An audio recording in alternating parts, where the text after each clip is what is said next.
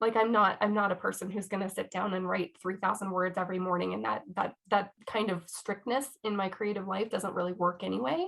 I just kind of tend to write about the most urgent thing in my life, no matter what it is. And many times that is parenthood. And so that seeps in quite a bit as a theme and as I wrestle with my personal struggles with parenthood. And so it absolutely informs my creative work. And I've written a lot about motherhood. A good chunk of the novel that I'm querying right now is focused on motherhood and the struggles of one of my characters in particular and dealing with that.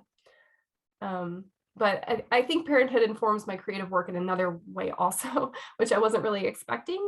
I was kind of expecting to be writing about being a mother, but I feel like I've kind of learned the value of what I like to think of as like parenting my characters in a way. Mhm. Um, and when I look back on the stuff that I wrote pre-kid and then I look now, like I can see a marked difference between the way that I dealt with my characters because I'm not a planner. I don't plan out my novels. I don't plan out my stories. I just kind of let it go. Um, and before kids, I just kind of just let my characters run wild and ruin the narrative and do whatever the hell they wanted to do and make a big, huge mess.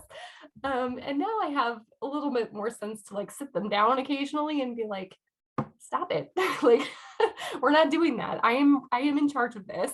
Like you are beautiful and free and I love you, but quit messing up my story arc.